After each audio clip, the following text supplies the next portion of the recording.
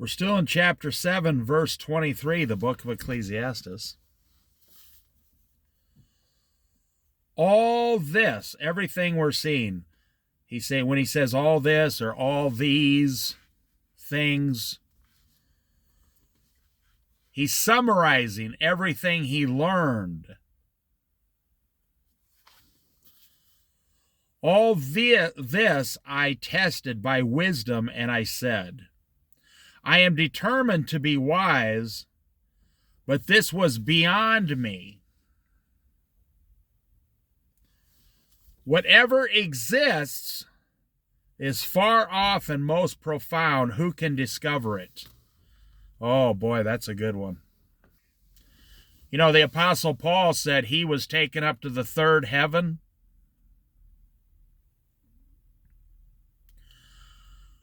Whatever you believe that is, he was taken up to the third heavens, and he saw things. Now, this was the Apostle Paul. Said he saw things that were not describable in human words. Wow. And Paul spoke several different languages. He saw things that could not be described by human speech. So, I don't know if you know this, but when we get to heaven, there will be a new language. There will be a new speech, a new way to worship. There will be songs that we sing that have never been sung on the earth. I guess I could describe it a little bit more, but this is after the 1,000-year reign, because the 1,000-year reign is still dealing with earth. Now, I believe we'll all be speaking one language on earth, probably Hebrew. That's fine. I mean, you'll just instantly know how to do it. Now, here he says, he was determined to be wise, but then he found out that wisdom is far beyond him. So this is the king that God give his wisdom to and all the wealth. And what was his conclusion? That wisdom is far beyond him, King Solomon. He can't even understand it. And then he says here, whatever exists is far off and most profound. Who can discover it? Well, I mean, take yourself today. You can't just buy a ticket and go to heaven. It's not like going to a movie show, buy a ticket, get some popcorn, and go watch Jesus for a while. No, you can't do that. So he's saying you have to understand how profound this is. Because if you understand how profound heaven is, I will say the current heaven. Our Father who art in heaven, hallowed be thy name. Thy kingdom come, thy will be done on earth as it is in heaven. So, first is the rapture, well, a bunch of wars and famine, and then the rapture, I believe. And financial disasters, and then the rapture, and then the 7-year tribulation. And then the 1,000-year reign of Christ, and then our Father who art in heaven, hallowed be thy name. Thy kingdom come, thy will be done on earth as it is. Then heaven comes down to earth. After the 1,000-year reign, and earth disappears forever, and we live with God in this heaven. So Paul, you see, we have to do 1,000 years on the earth to give everybody still alive and being born a chance to find Jesus. I mean, look at it from the Lord's point of view. It's only another 1,000 years. That's a very short time to God.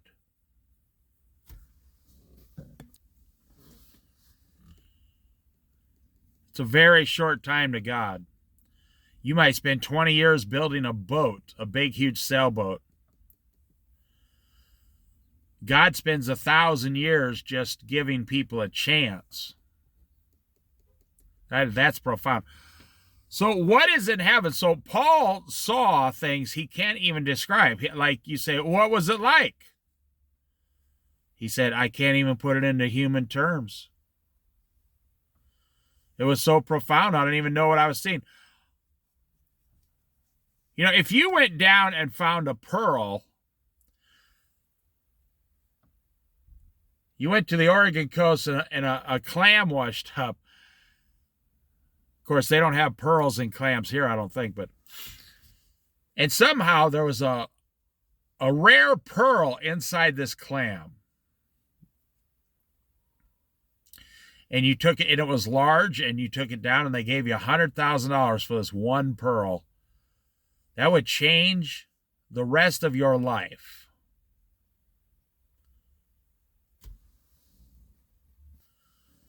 If you went down to, if you're like, I don't know, you went to Nevada and you found a 6-carat diamond or a 20-pound opal, a very rare opal,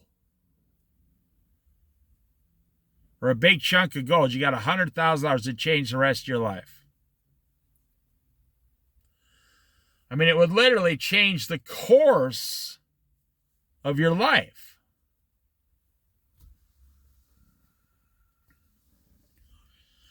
So, heaven, speaking of you finding one pearl for $100,000, heaven has gates made of one solid pearl that you walk through. You can look them up. One solid pearl. So I don't know. I think they give the measurements, but you know, it's like 15 foot high, 30 foot wide. One pearl. And I'm comparing that. See, I'm comparing that to if you found a pearl on earth worth $100,000. It would change the rest of your life. I'm not saying for the better or for the worse. It might be one or the other, depending on your discipline level. And I'm comparing some small, tiny little pearl, an inch wide. Let's say you found a huge 1-inch pearl. And how that would change your whole life. And in heaven, I want you to compare your 1-inch pearl that you found to one gate that you can come in and go. There's angels walking past. It's one solid pearl, 30 foot wide, 15 foot tall. There's thousands of people going in and out of the gate every day. And I can't remember if there's 2 or 4. I thought there was 4, but... And then you go, that's just the entrance to heaven. You know how, have you ever been in a really rich person's house? I mean, someone is worth $50 million and they got a $9 million house. And you walk into the entryway and it's bigger than going to, you know, the entryway to the movie theater. And there's a chandelier and all these big staircase. And most people walk in and they go, wow. The entryway to your house is so beautiful. And this is just the place where I take off my shoes and hang up my coat. It's so beautiful. And marble floors. I want you to imagine something in heaven so profound.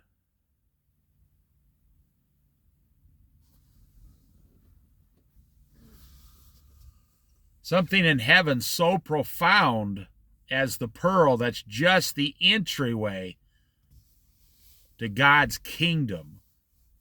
So now we can read this. I am determined to be wise. Okay, let's say me personally. Let's say I go around and I am determined to be wise.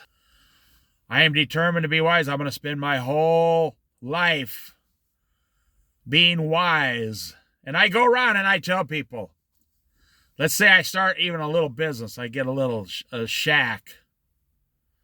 And I put a little sign out front, $3 and I will give you wisdom for your life. That would make God laugh for sure. And I'm I really believe I'm determined to be wise, like one of these other religions where the guy just stands on the street sitting, cross-legged or whatever. So King Solomon is saying he's determined to be wise until... Now you see, Paul would not say that, because Paul was given the gift of seeing the third layer of heaven. Now, some people don't believe there's layers in heaven. Some people believe the third layer of heaven, earth, the sky, and then heaven would be the third layer, is what Paul meant. Look at those kayakers down there. So, when you compare your wisdom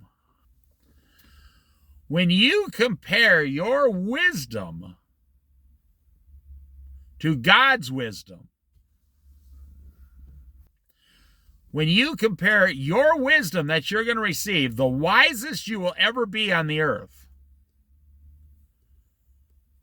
to how wise God is right now, where wisdom actually comes from and flows from, and God is the owner of wisdom. All things wise, yes. It would be like comparing, if you went to the beach on the Oregon coast and took a small little pebble that had no value and you threw it into the ocean. Or if you took that little pebble from the Oregon coast and threw it into the Grand Canyon. And that little pebble represented all the wisdom you ever received in your life compared to who God actually is. So you read here, verse 23. All this I tested by wisdom, and I said, I am determined to be wise. Well, right there, you've already failed.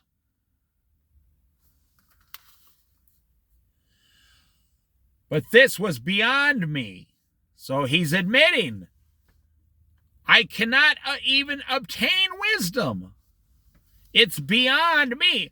God is beyond us with his abilities, his wisdom, his kingdom. So what's the answer? The Bible really does not say, be wise because God is wise. No, it says be holy because God is holy. It doesn't tell you to be wise. I truly, this is my personal opinion, you don't need wisdom to be holy. You just need the ability, free will, the free will given ability to decide yes or no. You don't need wisdom to be holy. And now, listen, I'm giving you the answer here, so pay attention. But this was beyond me. Whatever exists is far off and most profound. Who can discover it? Well, you see, Jesus revealed what exists to us. Now you got a better understanding when Jesus says, in my Father's kingdom there are, and then, he's describing what heaven is. Or, I only do what my Father told me to do. Now you understand why. Jesus said to the young man, why do you call me wise? Only God is wise. He was speaking in his earthly flesh also. Now listen, because Jesus was God, actually. but he lowered himself to come down to the earth and save us. So, is it your job, goal, or destiny from God? See, that's why I emphasize on these Bible studies greatly and deeply. Do what God says, and everything will go okay for you. Do every single thing God tells you. That's why I highly emphasize a prayer life even above a Bible study life, because they didn't have the Bible back then, but they did have prayer. You say, oh, a wise man prays. Well, I could say a humble man prays. An obedient man prays. You don't need the wisdom to pray. You need the desire to want to know what God is going to say about you on your behalf. Everybody has that desire. They want to know what the best way to live is. That's what the whole book of Ecclesiastes is about. What is the best way to live? And 95% of what you're doing today is meaningless. In 2024, meaningless, meaningless, meaningless. It's all profoundly meaningless. You just don't know it. So King Solomon is saying, I found out I cannot obtain God's wisdom. I've never once claimed to be wise. I've never said that. In fact, I've claimed just the opposite because I know. Because I know. Prayer combined with daily Bible study, talking to Jesus combined with daily Bible study, in just a short while, you will start, it's not automatic. You have to make a choice. You will have the choices in your brain. Am I going to change? There's nothing worse. I'll tell you what, there's no man or woman worse off than they know they prayed and they know what they read in the Bible, and now they have rejected it and went back to the world. Jesus says, what is left for you? I mean, you're destroying yourself. You go down this journey, my friend, you can't be a wishy-washy kind of a Christian. You can't be on the fence, hot or cold, lukewarm. You can't be lukewarm. Lukewarm is miserable. Jesus said, I wish you were hot or cold, but you're lukewarm, so I have to vomit you out of my mouth. You know, they sell hot soup. Nothing better than hot soup on a cold day. And you know, there are chefs who make cold soup. It's meant to be served cold, almost like a dessert. And there's nothing better than cold ice cream or whatever on a hot day. But lukewarm ice cream sucks. And lukewarm soup stinks. I'll put it that way. That's no good either.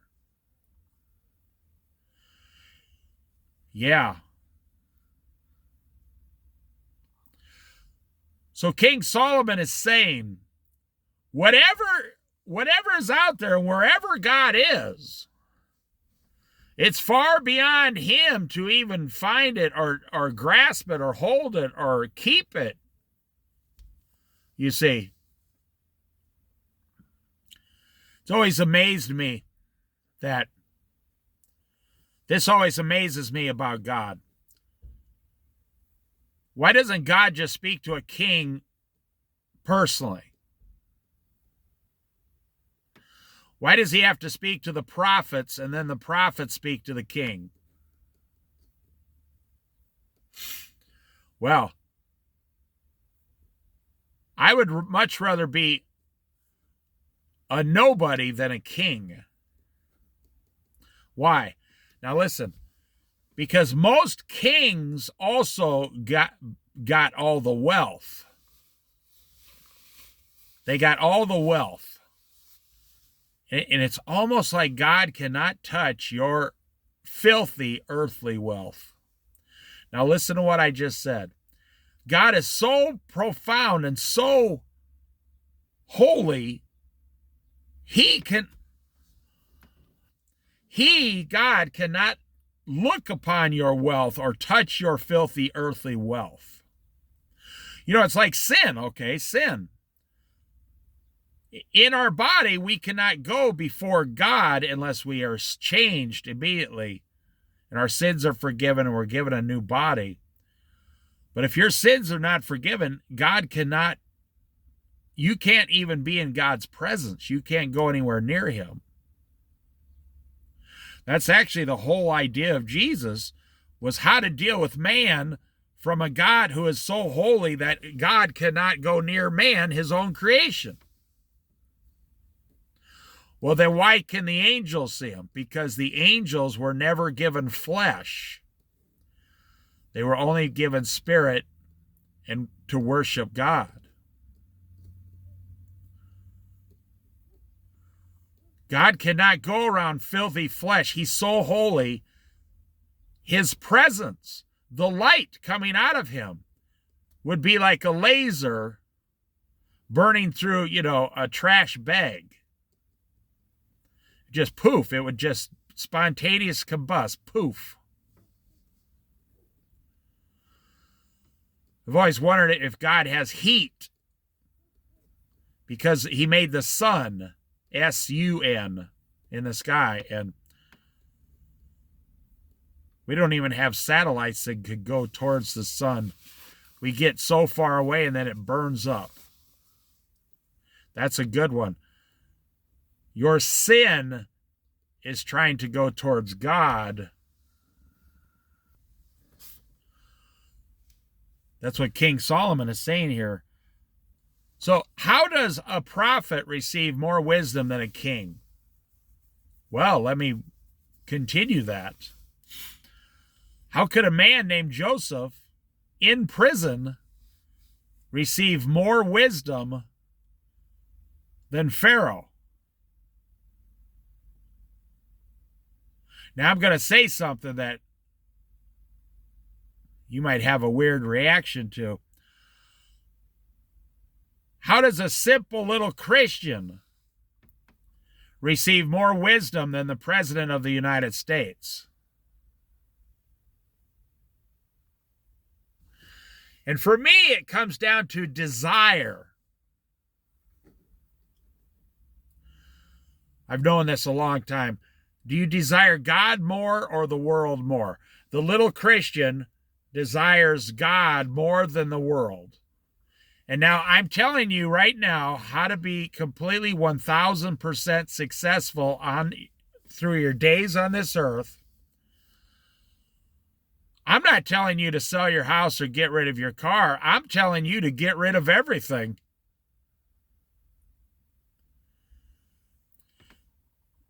Every single thing that comes between you and God, get rid of it. Because you will receive less from God than the person who gets rid of everything will receive more from God. Those who have, what you have will be taken away. Those who do not have will be given more, everything. But it also goes the other way. Those who have with Jesus will be given even more. So anyways, there's something profound. There's something incredibly profound that when I desire money, the more I desire it, the more of it I get, the further and further away I get from Jesus and God the Father.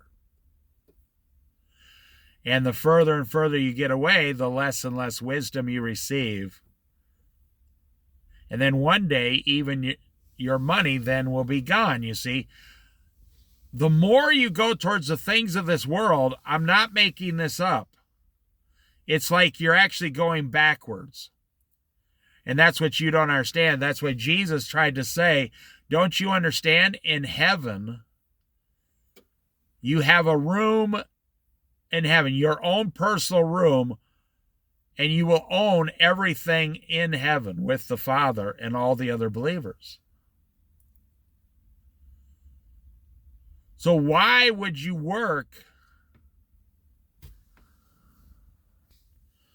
Why would you work your entire life here on earth for temporary things that are going to disappear? Like, you own a house, for example. You're trying to pay off a house. You don't understand. I'm not trying to get you to sell your house. I'm trying to get you to stop going backwards with God. I don't care about your finances on this earth. God cares about them.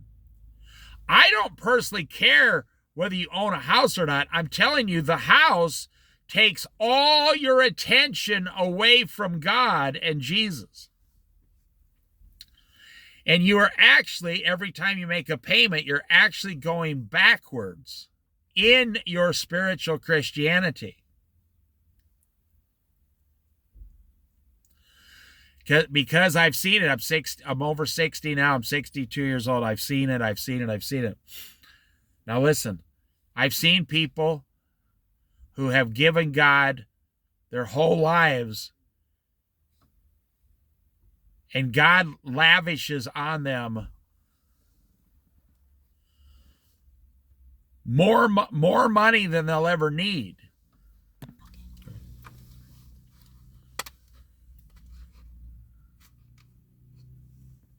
I'm going to say something I call the Jesus standard. Now, this is not in the Bible unless you dig real deep. I call it the Jesus standard. Jesus had no money bag. I'll use myself as an example. Jesus had no money bag. Okay, I wake up one day and I say, oh, I want to be just like Jesus. Well, you better be ready to be crucified then. I want to be just like Jesus. Okay, Jesus had no money at all. None. Right there, you have to give up all your money, every dime you own, to the poor and start living like him on the street. And just receiving donations from people. Not begging, you can't hold up a sign. No, just from people saying, okay, you're preaching the word of God, so we're going to supply your food. That's it. You can't put up a sign, woe to me, I need beer money. No. So I want to be exactly like Jesus, and I want to receive all the things Jesus received. So he says to the rich young ruler,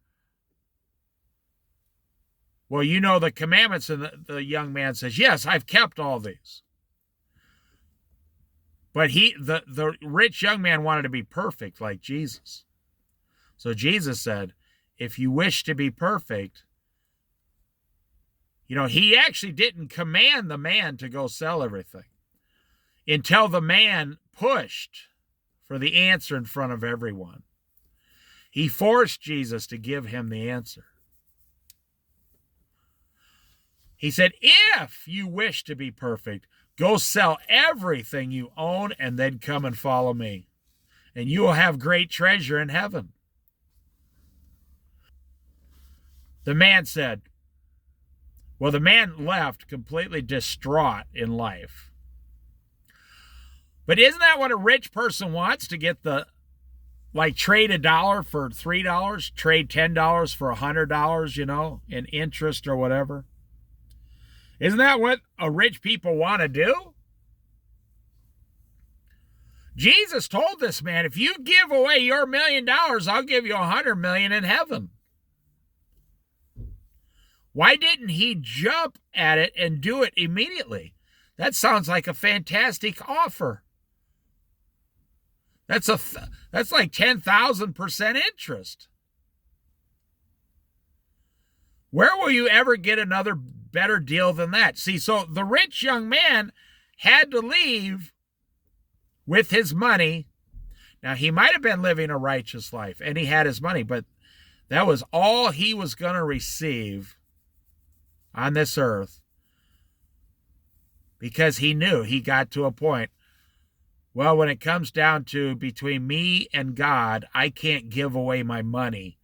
I'm going to keep my money. Now, it sounded to me like the man went to heaven anyway, just at a lower level, because he wanted all the things he wanted on earth and all the things he wanted in heaven. But, I mean, it sounded like he was a believer. That's what I'm going by on that. So listen, and we're going to finish this up. All this I tested by wisdom, and I said, I am determined to be wise, but this wisdom was far beyond me. Whatever exists is far off and most profound. Who can discover it? Well, so what's the answer? Prayer, Bible study. You pray. So once you realize you cannot receive wisdom, you can receive some wisdom, but you're not going to be wise as God the Father. It's not going to happen. You're not going to be as wise as God the Father on this earth. You're not going to be able to receive it. You see, I just saw a guy pull up next to me in an $80,000 truck, smoking a cigar, with a fishing rod in his hand. And you can and I'm not judging the person, you can just feel the pride, the arrogance rolling off this person. So if Jesus were to ask this man, hey, you want to give up your $80,000 truck for the kingdom of God, and then in heaven you will receive great wealth, what do you think the man would say? He would say, no, I'm not going to do that. I just bought this truck. I like it. It's part of my personality. It's what makes all the other men around me jealous. So King Solomon, who had all the riches, more than any wealth before any king before him or after him, he finally discovered at the end of his life, he can't really be wise. And honestly, you could take this to your wealth too. You can't actually be wealthy, because he talks about he has to give it all away to the next person. After he dies, it's all given away. Well, he's not actually the one giving away, it's God. So he shouldn't be worried about it. But what I'm telling you is, I'm going to end this right here. A small nobody can be wiser than King Solomon. Like the prophet is always wiser than the king. And there's something profound about that when the king says, I've been praying to God and asking for an answer, and God will not answer me. God refuses to give me the answer. And they say, call that old smelly prophet living out in the desert for the last 12 years. He doesn't have 2 cents to his name. There's something about God using this smelly old prophet to coming on in there. Oh, and these people, they were afraid of the prophets. That's why they killed a lot of them. But this smelly old prophet coming in there. I mean, they didn't have deodorant back then. This guy didn't shower every day. This guy didn't have cologne. He didn't have a fingernail clipper. You can't imagine what some of these prophets looked like. And they bring this smelly old prophet in. They drag him in. He's got sand coming out of his pockets and dirt between his toenails. And his sandals are probably 60 years old. He's got long hair with like sticker burrs in it. Yeah, it's all true. And they bring this guy. Now listen, they bring this guy. You're gonna fall over when you hear this. It's gonna pertain to your life. They're gonna bring this guy in before this king, who's all smells great, gets like 5 baths a day, pedicures, manicures, gets his hair cut. This king looks great. He's in gold, silver, gemstones. That's just his walking around stuff. He's got it all. But God refuses to speak to this king. So this smelly old prophet, the way I described him, comes in, and everybody's standing there, and God says, now there's a man I'll speak to. That smelly old prophet, I'll speak to him. God in heaven says, I'll talk to the smelly prophet. Now, I'm going to ask you a question out there. Listen to this.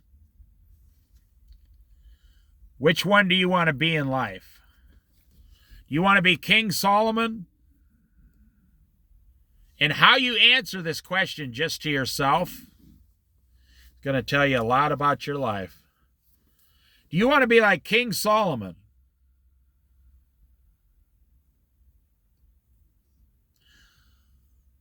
All the money, all the somewhat wisdom, but God won't tell you everything. Or do you want to be like the smelly old prophet,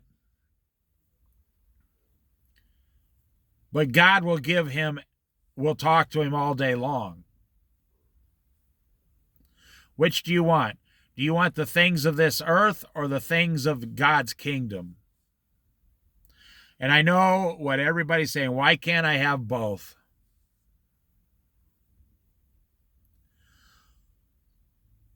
Because God cannot be sold. God is not for sale like an old lamp at a flea market. God is not for sale. So I'm going to finish this right now. You are literally either giving God 100% of everything you have, because Jesus gave you everything on the cross. He didn't withhold anything back that was good for you.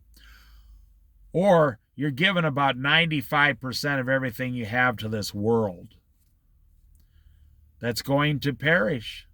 Now, I know this is a very hard lesson. People have a lot of trouble with this. You are emotionally attached to your money. You're emotionally attached to your house, your car, and you are emotionally attached to all your possessions. And if Jesus said, sell everything and come follow me, you'd be like, oh, geez, I wish he wouldn't have said that to me. Hey, believe me, I don't care what anyone says. Everyone wants to be like King Solomon. Everybody wants more money than they know what to do with. Everybody wants wisdom. Everybody wants the best foods. Everybody wants, 900 wives. I mean, if one wife is giving you the sass, you just go get another wife.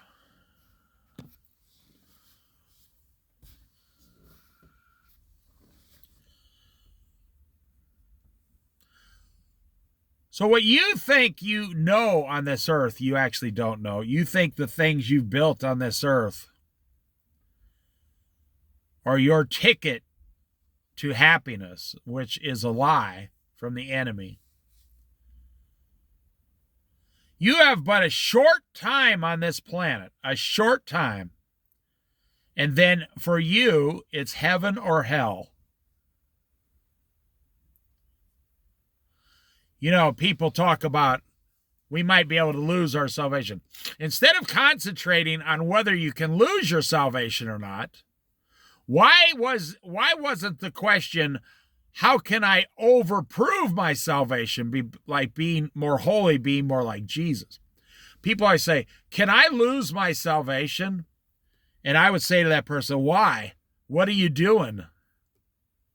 I mean, what kind of sins are you committing that it's causing you to believe you might have lost your salvation? What have you been doing in secret that nobody knows about? That you think you might have lost your salvation? Because usually only people that have gone down a certain road believe that. Or people who believe that believe themselves to be over-righteous like the rich young man.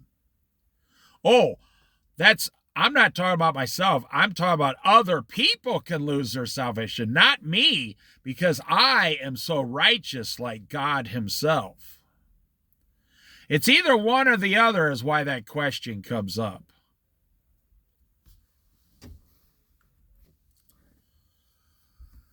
If you realized what God wants you to do on this earth, it would blow your mind. There goes a bald eagle right there. Way out there. The seagulls are chasing it away. What God wants you to do is far easier than what you're doing right now. I just made the video last night. Come to me, all you who are weary, and I will give you rest. Come to me, all you who are weary, and I will give you rest. Right now, you have some crazy ideas in your head because you do not have a regular prayer life daily, and you do not have a daily Bible study life. And if you do, you give God 5% and you give the world 95%.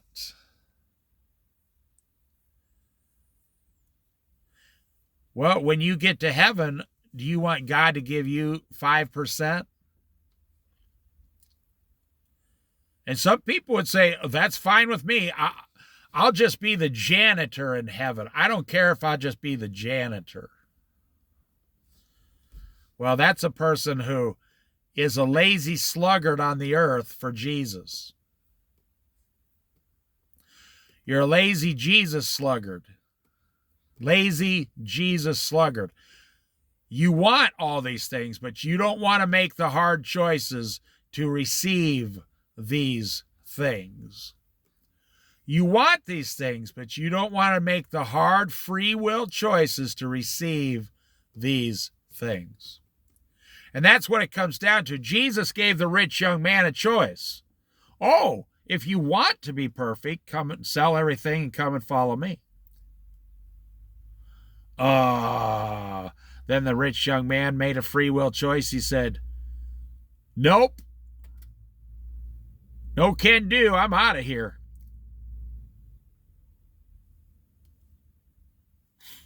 Someone says, you want to do drugs? And you say, yes, or you say no. You know, the funny thing is, I have family members who are on drugs. I was also asked, do you want to do drugs? I said no. I told the person, if you ever offer, now I was like 20 years old and someone offered me hardcore drugs. I said, if it was a friend of mine, I said, if you ever offer me drugs again, my fist will go right through your face. And they went, oh, okay. I said, don't bring drugs around me ever. Now, why did I say no and both my brothers said yes to drugs? Why? Because I was trying to please God and they were trying to please the world. I'm not saying I was more righteous, no. But they had this personality. They wanted to impress all their friends. So they said yes to drugs with their friends. Yes, I had the personality. I liked my friends, but not at the cost of losing my relationship with God. I wasn't going to say yes to drugs and lose what I had with God at that age. No. And I'm telling you, to this day, they still don't understand.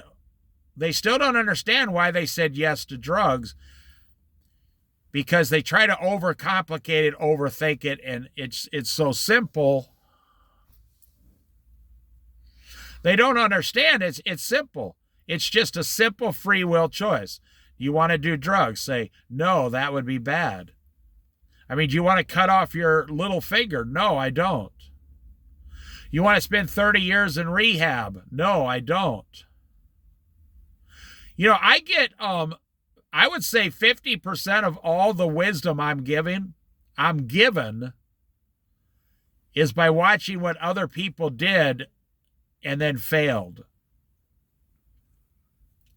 That's how the Lord uses people around me to say, you see what that person did? And I say, yes, Lord. And he says, well, you don't want to do that. This was when I was younger. He'd say, you don't want to go down that road. And I say, no, I do not. Then he says, well, then just make better, follow God and say no to the things of this world. So sum it up. I think if King Solomon would have given away all the money, then Jesus would have spoke to him directly, you know. That's what I'm saying, like the prophet, so to speak. Depends on what you're living for. You see, when you get to heaven and you see God for the first time, I suspect we're all going to say, wow, I never gave God enough. Wow, all the things on earth were worthless. All my possessions were useless. Wow, I should have given God everything I had. You're going to know instantly, earth was a big fat waste of time. And how many times everyone sins for pleasure. Yeah.